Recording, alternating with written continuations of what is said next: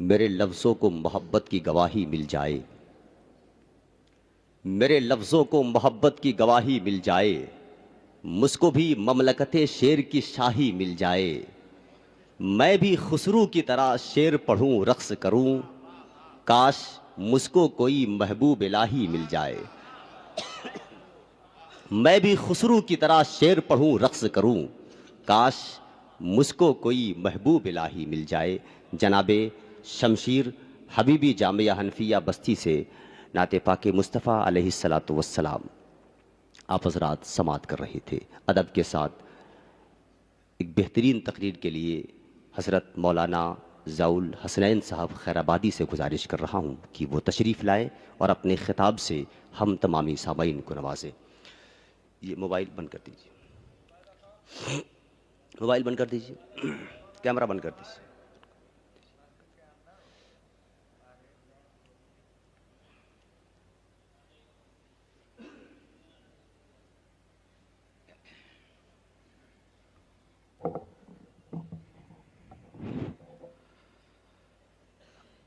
معزز سامعین کرام، السلام علیکم ورحمۃ اللہ وبرکاتہ۔ وعلیکم السلام۔ الحمدللہ نحمدہ ونصلی علی رسولہ الکریم، اما بعد، اعوذ باللہ من الشیطان الرجیم، بسم اللہ الرحمن الرحیم۔ قال اللہ تعالی فی القرآن المجید، انما یخشی اللہ من عبادہ العلماء، آمنت باللہ صدق اللہ العظیم۔ سب سے پہلے بارگاہ رسالت میں باوز بلند درود پاک پڑھ لیں۔ صلی اللہ و مولانا محمد معدن الجود والکرم وآلہ وبارک وسلم۔ صلاۃ و سلام علیک یا رسول اللہ صلی اللہ تعالی علیہ وآلہ وسلم۔ حضرات گرامی، قرآن ارشاد فرماتا ہے، اللہ سے اس کے بندوں میں ڈرنے والے وہ ہیں جو علم رکھنے والے ہیں، یعنی اس کی صفات کو جانتے ہیں اور اس کی عظمت کو پہچانتے ہیں۔ جتنا علم زیادہ اتنا ہی خوف زیادہ۔ اللہ تبارک و تعالیٰ نے اپنے بہت سے بندوں کو خشیت الہی کی سعادت سے سرفراز فرمایا،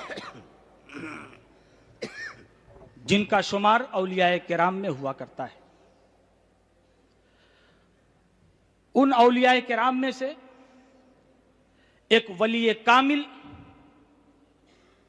جس کا نام حضرت علامہ الحاج الشاہ عبد العزیز محدث مراد آبادی بانی الجامعۃ الاشرفیہ عربی یونیورسٹی مبارک پور کا ہے، جنہیں دنیا حضور حافظ ملت کے نام سے جانتی اور پہچانتی ہے اور مانتی ہے۔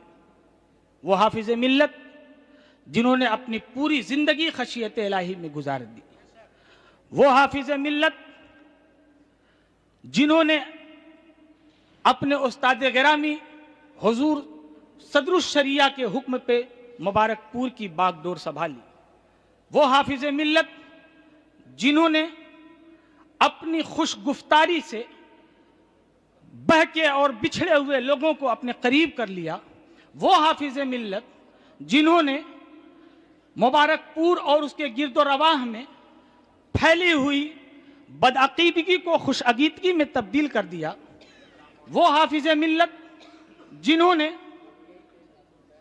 باطل قوتوں اور بگڑے ہوئے ماحول کا بڑی ہی جمع مردی سے مقابلہ کیا، وہ حافظ ملت جنہوں نے ہزاروں بہکے ہوئے لوگوں کو اسلام و سنیت کا حلقہ بگوش کر دیا، وہ حافظ ملت جنہوں نے اسلام اور اس کے اہل سنت کے عقائد عوام و خواص کو اس طرح سے گھول کر کے پلا دیا کہ آج پوری دنیا میں کہیں بھی کوئی حضور حافظ ملت کی بارگاہ سے بالواسطہ یا بلا واسطہ تربیت یافتہ ہے تو وہ مسلک اعلیٰ حضرت کا نعرہ لگاتا ہے، وہ حافظ ملت جنہوں نے شریعت مقدسہ کا اتباع اور عشق رسول میں اپنی پوری زندگی گزار دی، وہ حافظ ملت جنہوں نے اخلاق حسنہ کا ایسا کردار ادا کیا کہ جو بھی ان سے ملاقات کرتا ان کا گرویدہ ہو جاتا.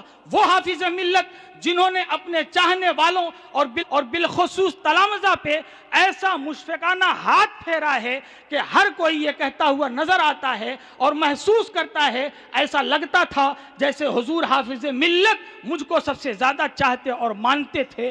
وہ حافظ ملت جنہوں نے اپنے شاگردوں کو شب و روز کی محنت سے علماء کی ایک انجمن بنا دیا.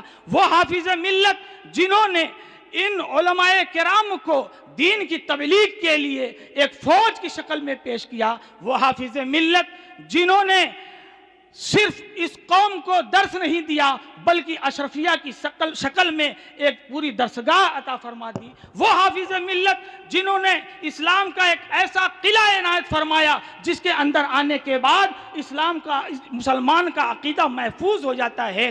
وہ حافظ ملت جنہوں نے صرف اس قوم کو درس نہیں دیا بلکہ درسگاہ بھی عطا فرما دی. وہ حافظ ملت جنہوں نے صرف اس قوم کو علم نہیں دیا بلکہ علماء کی پوری جماعت عطا فرما دی. حافظ ملت نے اس قوم کو تصنیف بھی دیا، مصنف بھی دیا، علم بھی دیا، عالم بھی دیا، درس حدیث بھی دیا، محدث بھی دیا. اس قوم کو حضور حافظ ملت نے فتویٰ بھی دیا، مفتی بھی دیا. اس قوم کی حضور حافظ ملت نے تربیت بھی فرمائی، مربی بھی دیا. اور حضور حافظ ملت نے اس قوم کی سربراہی بھی فرمائی اور سربراہ اعلیٰ بھی عطا فرما دیا. گویا حضور حافظ ملت نے اپنی اس قوم کو وہ سب کچھ دیا جس کی وہ ضرورت محسوس کرتے تھے. حضور حافظ ملت کے بارے میں پورے قصبے کے لوگ اس بات کے آج بھی معترف ہیں. حضور حافظ ملت نے مبارک پور اس کے گرد و نواح کی معیشت کے لیے دعا کی تھی. اس لیے میں آج یہ کہنے میں حق بجانب ہوں کہ حضور حافظ ملت نے اس قوم کو اپنا دل بھی دیا ہے اور دولت بھی دیا ہے. وہ حضور حافظ ملت جنہوں نے بارگاہ رسالت میں استغاثہ کیا، ایسا استغاثہ کیا کہ لاکھ دشمنوں کی کوششوں اور مکاریوں کے باوجود بھی بغیر تصویر حافظ ملت کے سفیر حجاز حج کا ویزا دینے پہ مجبور ہو جاتا ہے. وہ حافظ ملت جنہوں نے درسگاہ میں کتابوں کا درس بھی دیا ہے اور خانقاہوں کے اسرار و رموز بھی بتلائے ہیں. وہ حافظ ملت جنہوں نے جلسوں میں تقریریں بھی کی ہیں اور ملک کے بگڑتے ہوئے حالات کے سد باب کے لیے تدبیریں بھی بتائی ہیں. وہ حافظ ملت جنہوں نے اپنی زبان و قلم سے دین کی ایسی خدمت کی ہے کہ اس زمانے میں اس کی مثال نہیں ملتی. وہ حافظ ملت جنہوں نے اپنے پڑوسیوں کا خیال کیا. وہ حافظ ملت جنہوں نے فقر و فاقہ کو عیش و نشاط پہ ہمیشہ ترجیح دی اور پوری زندگی اس کا نمونہ بنے رہے. وہ حافظ ملت جنہوں نے امیر و غریب کے درمیان فرق نہیں کیا اور ہر ایک کی محفل میں اسی طریقے سے شریک ہوتے رہے. وہ حافظ ملت اپنے محلے کی بھی محافظت کرتے رہے، اپنے قصبے کی بھی حفاظت کرتے رہے. جنہوں نے اپنی پوری زندگی سنت رسول پہ گزارنے کی کوشش کی. حضور حافظ ملت جب چلتے تھے تو ہاتھ میں چھڑی ہوتی تھی، نگاہ کو نیچے کیے ہوتے تھے، زبان پہ تلاوت قرآن ہوتی تھی. آپ سلام کرنے میں پہل کیا کرتے تھے، راستے میں پڑے ہوئے پتھروں کو ہٹا دیا کرتے تھے. حضور حافظ ملت جب بولتے تھے تو نبی کی اداؤں کو ساتھ میں زندہ باد زندہ باد، سبحان اللہ سبحان اللہ. حضور حافظ ملت جب کلام فرماتے تھے انداز گفتگو لہجہ بڑا ہی نرم ہوتا تھا، انداز تکلم بڑا دلکش ہوا کرتا تھا اور حضور حافظ ملت کی زبان میں بڑی شیرینی اور مٹھاس ہوا کرتی تھی. آپ دل کی اتھا گہرائیوں سے تبلیغ کیا کرتے تھے اور کلام بھی مقتضائے حال کے مطابق ہوا کرتا تھا. اسی لیے ہر کوئی چھوٹا ہو بڑا ہو، عالم ہو یا غیر عالم ہو، وہ حضور حافظ ملت کے کلام کو اپنے دل کی گہرائی میں جگہ دے دیتا سبحان تھا. اللہ سبحان حضور اللہ حافظ ملت دل کی گہرائی سے ایسا کلام کرتے تھے کہ شاعر کہتا ہے کہ دل سے جو بات نکلتی ہے اثر رکھتی ہے، گر نہیں طاقت پرواز مگر رکھتی ہے. وہ حضور حافظ ملت جنہوں نے ہمیشہ حلم اور بردباری کا مظاہرہ فرمایا. یاد کیجئے وہ زمانہ जिस वक्त लोग दरोगोई से काम ले रहे थे, हुजूर हाफिज मिल्लत अगर चाहते तो दारोगाई से उनका मुंह बंद कर देते, इसलिए कि हुजूर हाफिज मिल्लत की बारगाह में उस वक्त के आला अफसरान भी आ जाया करते थे और आपकी दरवेशाना जिंदगी को देख करके चटाई पे बैठ जाया करते थे। मगर हुजूर हाफिज मिल्लत ने कभी भी अपने पावर का इस्तेमाल नहीं किया।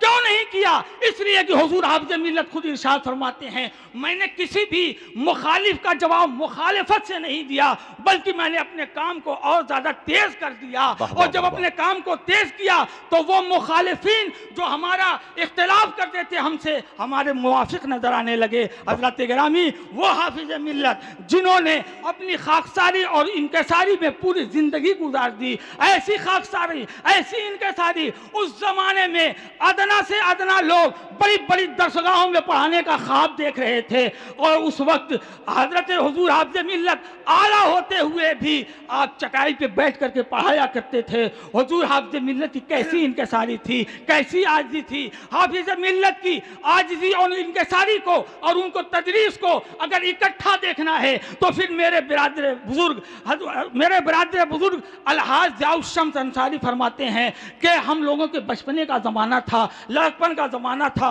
हुजूर हाफिज मिल्लत हम लोगों के घर तशरीफ ले जाया करते थे। हुजूर हाफिज मिल्लत हमारे घर, कैसा घर? कच्चा घर, दीवार भी कच्ची है, खपरेल की छत है, आंगन भी कच्चे है और उसमें हुजूर हाफिज मिल्लत तशरीफ ले जाते थे। आप फरमाते हैं इस कदर प्यार फरमाते थे, कभी रुखसत होने लगते थे तो हमारे हाथों में पैसे भी दे दिया करते थे। हुजूर हाफिज मिल्लत एक मरतबा तशरीफ लाते हैं, उसी घर के आंगन में चारपाई पे जलवाबार हो जाते हैं और उसी दरमियान हुजूर हाफिज मिल्लत के साथ आपके हुक्म पे वालिद साहब भी बैठ जाते हैं। बहुत अच्छे, माशाअल्लाह, गुफ्तगू हो रही है, हजरत हाफिज मिल्लत इरशाद फरमा रहे हैं, वालिद साहब समात फरमा रहे हैं। थोड़ी देर में वालिद साहब ने आपसे कोई मसला पूछा, हुजूर हाफिज मिल्लत ने कहा कुरान ले आओ। कुरान शरीफ वालिद साहब लेकर के आए। हुजूर हाफिज मिल्लत अपने हाथों में कुरान लेकर के कुरान का दर्स देने लगे।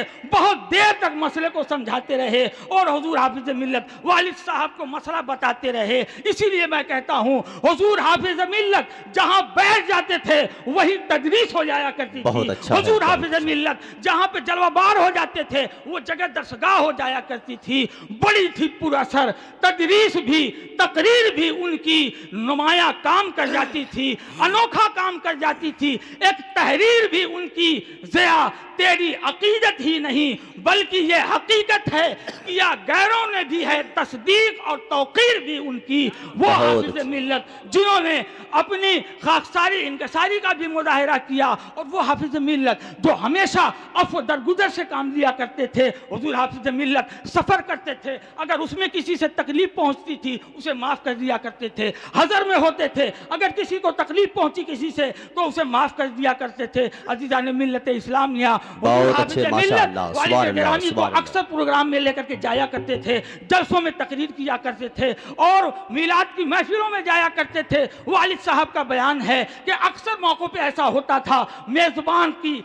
लोग ज़ियाफ़त नहीं कर पाते थे और मेज़बान उस तरह से अखलाक का मुजाहिरा नहीं कर पाते थे। हुजूर हाफिज मिल्लत को अपनी ज़ात के लिए कभी भी उनके माथे पे शिकन नहीं आई। हुजूर हाफिज मिल्लत किसी को कुछ नहीं कहते थे। वालिद साहब फरमाते हैं गाहे गाहे कभी कभार हाफिज मिल्लत सिर्फ इतना कहते थे कि लोग समझते नहीं हैं, समझ जाएंगे। वालिद साहब कहते हैं एक मरतबा एक प्रोग्राम में मुंतज़िमीन ने बुलाया, हजरत तशरीफ ले गए, तकरीर किया और तकरीर करने के बाद सबके सब लोग गायब हो गए। आलम यह हुआ कि हम लोगों ने उस महल्ले की मस्जिद के फर्श पे रात गुजारी। सुबह को जब निकलने का वक्त हुआ फिर भी कोई नहीं आया तो मैंने उनकी इस बदखुल्की पे थोड़ा सा नाराजगी का इजहार किया। हुजूर हाफिज मिल्लत ने इरशाद फरमाया हमें इंसान की जिम्मेदारियों के बजाय अपने काम की फिक्र करनी चाहिए। अल्हम्दुलिल्लाह हमने अपना काम कर दिया। हुजूर हाफिज मिल्लत के इरशाद पे